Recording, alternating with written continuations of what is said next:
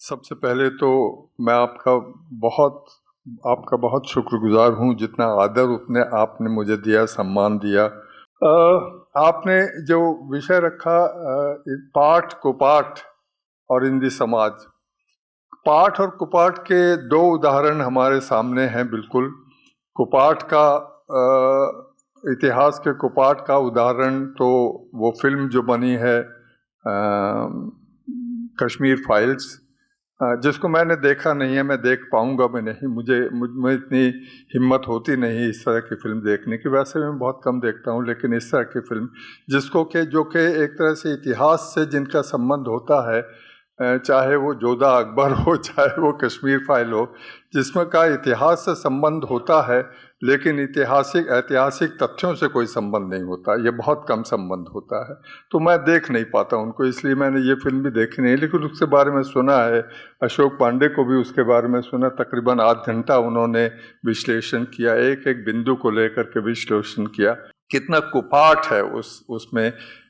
और कुपाठ क्यों है, कैसे है, ऐसा नहीं कि उसमें कोई तथ्य नहीं है, लेकिन तथ्यों और झूठ का जो मिश्रण है कुपाठ वो होता है। सिर्फ इमेजिनेशन से जो पाठ बनाया जाए वो तो एक उपन्यास हो जाता है, वो तो एक पाठ अपने आप में हो जाता है, जो वो कुपाठ नहीं होता। लेकिन जिसमें एक मिश्रण किया जाता है और जिसको के प्रेजेंट किया जाता है एक सच्ची कहानी के तौर पर, कुपाठ वहाँ पर होता है जहाँ मिश्रण होता है।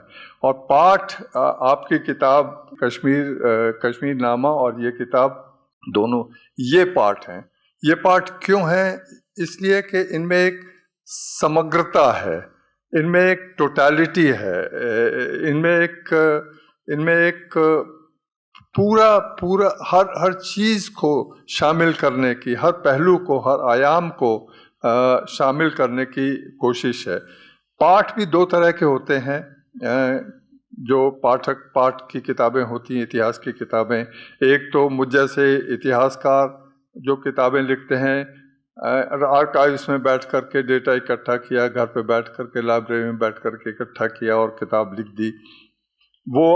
वो पाठ होता है, आपस में ही एक दूसरे के लिए होता है। मैं भी इतिहासकार हूँ, मेरे साथी इतिहासकार मेरी किताब पढ़ेंगे, उनकी किताब मैं पढ़ूंगा, एक दूसरे की तारीफ करेंगे वगैरह।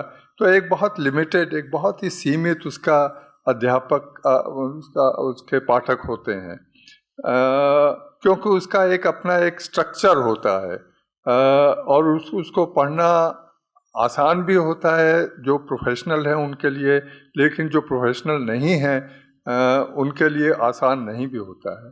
अशोक पांडे की किताबें, दोनों किताबें, न सिर्फ आर्काइव्स के डेटा है उसमें, लेकिन उसमें हर पहलू पर उन्होंने जाकर के जो ज़मीन पर जाकर के रिसर्च की है, जो समाज में जाकर के रिसर्च की है, जो ख़ास तौर पे कल्चरल एस्पेक्ट्स पर जो रिसर्च की, सांस्कृतिक पहलुओं पर जो रिसर्च की, बात की है लोगों से। एक पहली बारिश में भीगी मिट्टी की खुशबू आ जाती है उनकी किताब में। वो मिट्टी की खुशबू है उसमें, जो कि मेरे जैसे लेखक नहीं है, मेरी किताबों में नहीं है, वो हो भी नहीं सकती है। तो पाठ भी कई तरह के होते हैं। आपकी पाठ की खूबसूरती यही है कि आपने उसमें न सिर्फ आर्काइव से डेटा लिया है, बल्कि आपने समाज में जाकर के जीवित लोगों से जो डेटा लिया है, उससे एक तरफ तो अतीत और वर्तमान में संबंध बैठ जाता है, और दूसरी तरफ वो जो खुशबू आती है जिसका मैंने जिक्र किया, जो ज़मीनी हकीकत उसमें आ जाती है, वो किताबों से, आर्काइव से बैठ कर के डेटा लेने से वो हकीकत नहीं आती है। तो इसलिए आपकी किताब एक पाठ है, उसका मुकाबला है जो कुपाठ का मैंने जिक्र किया, हम सब जानते हैं। आपने, गिरिराज जी ने शुरू में कहा था, या ये सवाल हमेशा ही होता ही है, कि इतिहास में सत्य क्या है, कितना सत्य है, सत्य क्या है और कितना सत्य है। इसका अपना एक इतिहास है, सत्यता का भी अपना एक इतिहास है, इतिहास की सत्यता का। वैसे तो हर इतिहासकार यही लिखता है कि मैंने जो भी बात लिखी है बिल्कुल 16 आने सच है, इसमें कोई भी मैंने डील नहीं की वगैरह। लेकिन concept of history, concept of truth, ये एक तरह से कॉन्सेप्ट ऑफ हिस्टोरिकल ट्रूथ, ऐतिहासिक सत्यता, या कहा जाए ऐतिहासिक अंतिम सत्यता, अल्टीमेट ट्रूथ, ये हमें 19वीं शताब्दी में शुरू में प्राप्त हुआ। लियोपोल्ड वॉन रांके ने, जर्मन हिस्टोरियन ने, जब उसने कहा history tells us as it really happened, really happened पे जोर है कि इतिहास हमें बताता है कि वाकई सत्य क्या था, और वाकई सत्य क्या क्या क्या था, ये हमें कैसे पता लगेगा वाकई सत्य क्या क्या था। ये हमें पता लगेगा कि इतिहासकार का काम इस वक्त ये है कि तथ्यों को, ऐतिहासिक तथ्यों को इकट्ठा करता जाए, उस पर कोई जजमेंट ना दे, सिर्फ तथ्यों को इकट्ठा करता जाए। और एक समय आएगा जब सारे ऐतिहासिक तथ्य इकट्ठे हो चुके होंगे और वो सारे तथ्य मिल करके हमें बताएंगे कि व्हाट रियली हैपेंड, अंतिम सत्य क्या है, इतिहास में वाकई क्या हुआ, सचमुच क्या हुआ, सत्य क्या है, वो इतिहास हमें तब पता लगेगा। अब वो इतिहास तो कभी आएगा नहीं, ऐसा वक्त तो कभी आएगा नहीं जबकि सारे के सारे तथ्य इकट्ठा हो जाएंगे। तथ्य तो वैसे भी रोज़मर्रा ही डूबते रहते हैं, ख़राब होते रहते हैं। पुराने इतिहास के तथ्य तो वैसे भी तबाह हो चुके हैं। वो समय तो कभी नहीं आएगा कि जब हमें अंतिम सत्य का पता लगेगा, इतिहास के अंतिम सत्य का पता लग सकेगा। लेकिन इससे फिर अंतिम सत्य की अवधारणा पर ही प्रश्न चिन्ह लगने लगे 20वीं सदी में, ख़ास तौर पर 20वीं सदी के मध्य के बाद, कि क्या वाकई इतिहास में कोई अंतिम सत्य है जिसकी तलाश हम करते रहते हैं आर्काइव्स में जा कर के। तो ये अंदाज़ा हुआ कि तथ्य अपने आप में कोई सत्य नहीं होते। तथ्य वो होते हैं जो कि मनुष्य ही उन तथ्यों को घड़ता है, मनुष्य उन तथ्यों को रिकॉर्ड करता है, मनुष्य उन तथ्यों को निकालता है रिकॉर्ड से। तो कई लेयर्स हैं जहाँ पर वो तथ्य, उनमें रंग चढ़ जाता है, तरह तरह का रंग चढ़ जाते हैं। तो तथ्य अपने आप में ऐसा नहीं होता कि जिसके बारे में दो राय ना हो सके। तथ्यों के बारे में हमेशा अलग अलग राय होती हैं। किसी भी तथ्य के बारे में मामूली से मामूली तथ्य लीजिए, हमारे भारत का इतिहास का विभाजन क्या हमें हिंदू काल, मुस्लिम काल और ब्रिटिश काल की तरह करना चाहिए जैसा कि जेम्स मिल ने हमें बताया था, या हमें प्राचीन काल, मध्यकाल या आधुनिक काल में करना चाहिए? कौन से शब्द इस्तेमाल करने चाहिए? इनमें तथ्य कोई भी नहीं है, ये अवधारणाएं हैं, ये कल्पनाएं हैं, परिकल्पनाएं हैं जिनमें के रंग चढ़े हुए हैं। इन हर एक के अर्थ अलग अलग हैं। अगर आप इसको हिंदू काल, मुस्लिम काल और ब्रिटिश काल इसका इस्तेमाल करें जैसे कि ब्रिटिश जेम्स मिल ने हमें समझाया था, जो कि लगभग 1950 के दशक तक चलता रहा, यही चलता रहा। उसके नाम बदल गए, नोमेनक्लेचर बदल गया, एंशिएंट, मिडिवल, मॉडर्न हो गया, लेकिन असल में वो हिंदू काल, मुस्लिम काल और ब्रिटिश काल ही रहा, या मॉडर्न या आधुनिक काल रहा। लेकिन तो इनके अर्थ हैं, हर एक के अर्थ अलग अलग हैं। तो अंतिम तथ्य कुछ नहीं होता इतिहास में। तथ्य अपने आप में, उनमें रंग होते हैं तरह तरह के, और उन रंगों को अलग अलग से देखते हैं। हर इतिहासकार अलग अलग परिप्रेक्ष्यों में देखते हैं इन तथ्यों को। तो इसलिए क्या फिर इतिहास में क्या बचा है? एक तो ये कि अगर कोई अंतिम सत्य नहीं है तो क्या बचा है? क्यों पढ़े हम इतिहास? हम इतिहास को सिर्फ इसलिए नहीं पढ़ते कि उससे हमें तथ्य या सत्य की खोज मिल सके।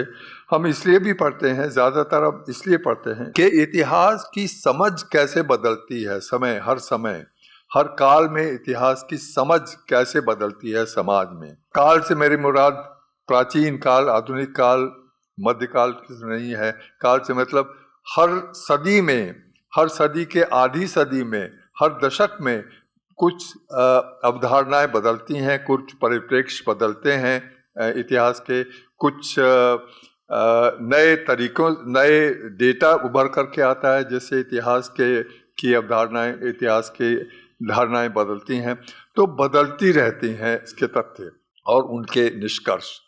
और इसलिए इनको कैसे ये कैसे बदलाव आता रहे, ये भी समझना इतिहास का काम है, इतिहासकार का काम है कि ये बदलाव कैसे आया, क्यों आया। एक बड़ी वजह यह है कि हम ये जानते हैं कि वर्तमान के निर्माण में अतीत का बहुत बड़ा रोल है, बड़ी भूमिका है, लेकिन उल्टा भी है कि अतीत के निर्माण में वर्तमान का बहुत बड़ा रोल है। वो कैसे है? वो ऐसे है कि हम इतिहास से वही सवाल करते हैं जो हमें आज अपने ज़माने में हमारे सामने खड़े होते हैं।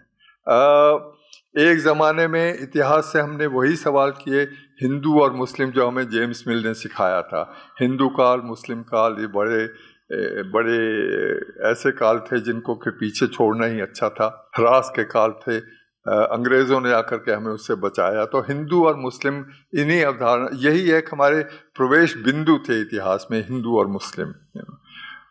ये 1950 के दशक तक चलता रहा, 150 सालों से ज़्यादा यही चलता रहा। हिंदू और मुस्लिम हमारे प्रवेश बिंदु रहे।